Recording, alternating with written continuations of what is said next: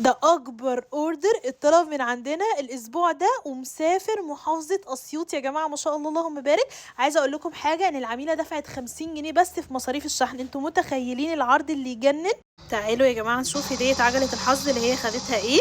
عشان الاوردر بتاعها معدي ال 1000 جنيه هتاخد خصم 25% على منتج من اختيارها. وكمان نحط ليها بقى هديه المتجر مخمريه الكوكيز. بصوا بقى، في قسم الميك اب اخدت منتجات كتير قوي.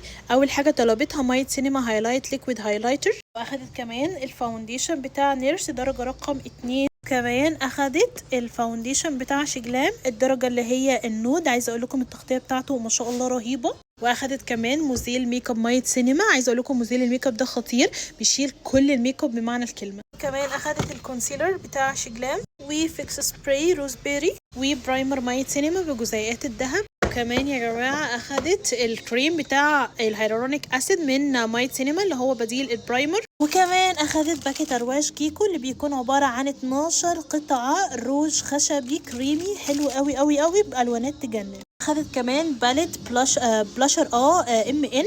اخدت اللي هي البي لان في منها درجه تانية هوريها لكم حالا عشان الواناتها تهبل. شايفين يا جماعه الدرجات وجمالها؟ قمر قمر قمر بجد، اللهم بارك، تحفه قوي. واخدت كمان الفاونديشن بتاع فينتي بيوتي. وزي ما انتم شايفين ما شاء الله ده كده كان الاوردر بتاعها من قسم الميك اب. تعالوا بقى نكمل. عروض برفانات 30 مللي باي 1 جيت 1 فري لسه مستمره معانا، فاخدت منهم كتير قوي. بصوا هي طلبت ما شاء الله عرضين. اول عرض خدت فيه فيكتوريا سيكريت البينك اهي، والهديه اللي عليها طلبتها تكون جامبول الحريمي، فكده دفعت حق واحده واخدت التانية فور فري زي ما انتم شايفين كده ما شاء الله. وتاني عرض بقى طلبت فيه بروبري هير تمام برضو 30 مللي، بس اصلا يا جماعه حجمها كيوت ازاي.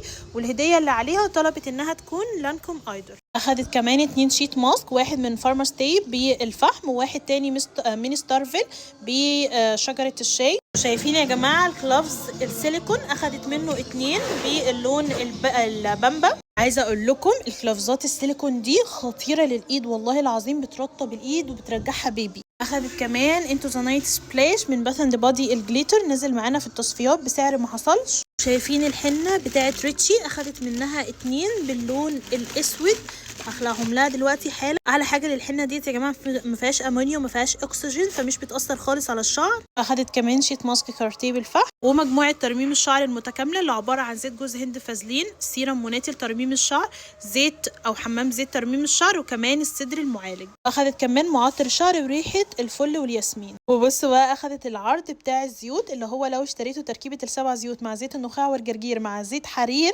تاخدوا فرشه مساج الشعر وكمان الزياته هديه مجانيه.